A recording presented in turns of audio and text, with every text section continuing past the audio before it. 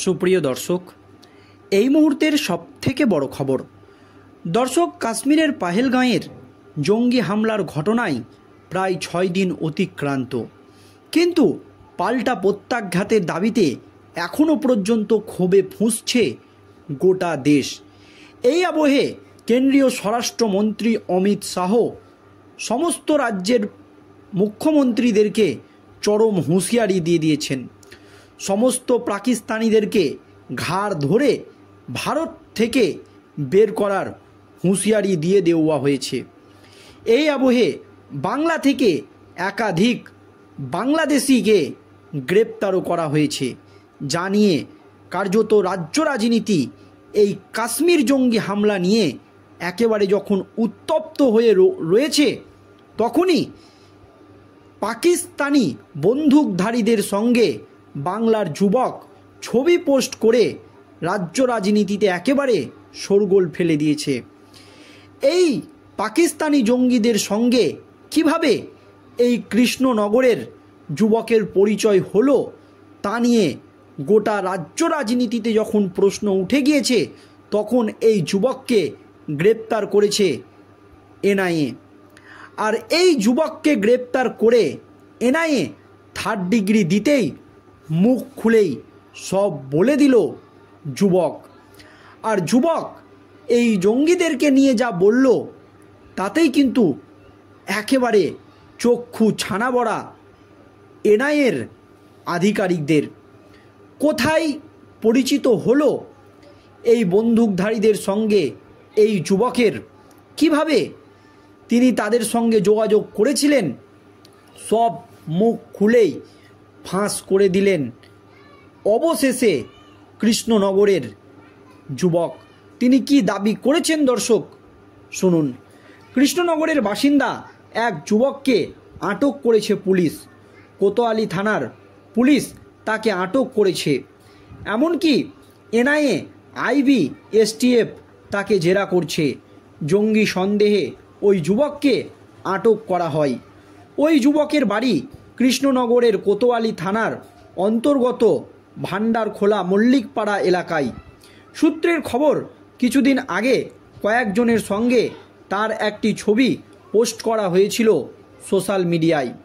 ওই ছবিতে দেখা গিয়েছিল পাশের ওই যুবকদের হাতে অত্যাধুনিক আগ্নেয়াস্ত্র রয়েছে। কোনো পাহাড়ি এলাকায় তারা বসে রয়েছে বলে মনে করা হয়। এরপরই শোরগোল পড়ে, তারা আসলে পাকিস্তানি বলে অভিযোগ ওঠে। কিন্তু ওই যুবকের সঙ্গে পাকিস্তানি লোকজনের পরিচয় হলো কিভাবে, এটাই জানার চেষ্টা করছে পুলিশ। আর তখনই পুলিশের হাতে একেবারে চাঞ্চল্যকর তথ্য।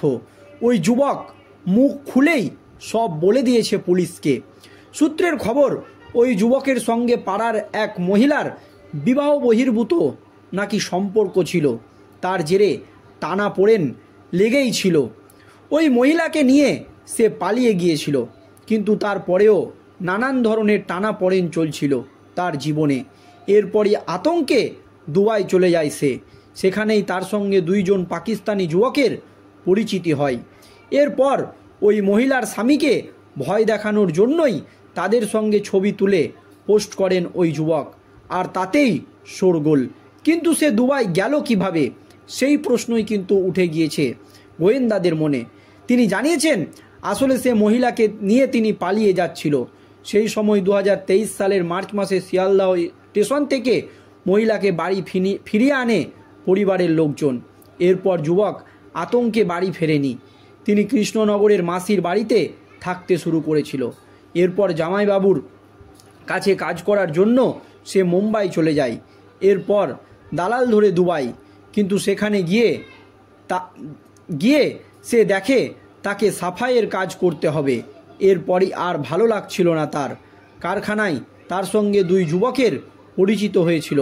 সেখানে একটি শপিং মলে সে ওই 2 পাকিস্তানি যুবকের সঙ্গে সেলফি তোলে। তাদের হাতে আগ্নেয় অস্ত্র ছিল। এরপর সেটা আবার সোশ্যাল মিডিয়ায় পোস্ট করে ফেলে। আর কিছুক্ষণ পরে বুঝতে পারে তার মহাভুল হয়ে গিয়েছে। এরপর আর ঝুঁকি না নিয়ে সে ডিলিট করে ফেলে সেই ছবি। কিন্তু ততক্ষণে লোকজন স্ক্রিনশট নিয়ে নিয়েছে। এইদিকে তারপর থেকেই সোশ্যাল মিডিয়ায় শোরগোল পড়ে গিয়েছে। এমনি কি সেই ছবিতে পাকিস্তানি ভাই বলে তিনি লিখেছিল? আসলে ওই মহিলার স্বামীকে ভয় দেখানোর জন্যই তার এই কীর্তি। এরপরেই দুবাইয়ে কিছুদিন থেকে ফিরে আসে সে, কিন্তু ওই ছবির জেরে এবার একেবারে মহা ফাপড়ে ওই যুবক। কিন্তু গোয়েন্দারা জানতে চাইছে যে ওই যুবক সত্যিই কি এই ধরনের কাণ্ডর জন্যই ছবি পোস্ট করেছিল, নাকি এর পেছনে রয়েছে অন্য কোনো চক্রান্ত, নাকি গোয়েন্দাদেরকে বিভ্রান্ত করতে তিনি এই ধরনের গল্প সাজিয়েছে। এই নিয়ে কিন্তু প্রশ্ন উঠে গিয়েছে। তবে জঙ্গি যোগের অভিযোগে এই যুবককে কিন্তু আটক করেছে কৃষ্ণনগরের কোতোয়ালি থানার পুলিশ। ওই যুবকের নাম রানা বিশ্বাস, বাড়ি কৃষ্ণনগরের কোতোয়ালি থানার অন্তর্গত ভান্ডারখোলা মল্লিকপাড়া এলাকায়। কিছুদিন আগেই ওই যুবকের সাথে কয়েকজন পাকিস্তানি যুবকের ছবি সোশ্যাল মিডিয়ায় ছড়িয়ে পড়ে। ওই ছবিতেই দেখা যায় পাকিস্তানিদের দুই যুবক অত্যাধুনিক আগ্নেয়াস্ত্র হাতে পাহাড়ি এলাকায় বসে আছে। সন্দেহ করা হচ্ছে তারা পাকিস্তানি জঙ্গি। এই ছবি সোশ্যাল মিডিয়ায় ছড়িয়ে পড়তে চাঞ্চল্য সৃষ্টি হয়। কোতোয়ালি থানার পুলিশ তাকে আটক করে জিজ্ঞাসাবাদ শুরু করেছে। এর পাশাপাশি জিজ্ঞাসাবাদ করেছে এনআইএ, সেন্ট্রাল আইবি, স্টেট আরবি, এসটিএফ সহ একাধিক সংস্থা। পুলিশ সূত্রে জানা গিয়েছে ওই যুবকের সাথে প্রতিবাসীর স্ত্রীর বিবাহ বহির্ভূত সম্পর্ক কিন্তু হয়ে গিয়েছিল। তাই গত 2023 সালের মার্চ মাসে প্রতিবেশী ওই মহিলাকে নিয়ে পালিয়ে যায় যুবক। শিয়ালদাহ স্টেশন থেকে ওই মহিলাকে বাড়ি ফিরিয়ে নিয়ে আসে পরিবারের লোকজন। মারধরের ভয়ে ওই যুবক নাকি বাড়ি ফিরে আসেনি, সেখান থেকেই সে দুবাই পালিয়ে যায়।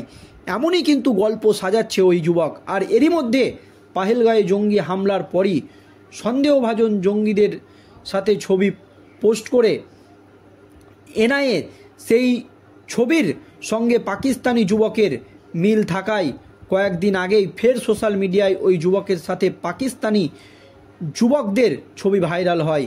আর সেখানেই ওই যুবকের জঙ্গি যোগের অভিযোগ তোলা হয়। এর পরিপ্রেক্ষিতে শনিবার ওই যুবককে আটক করে থানার পুলিশ।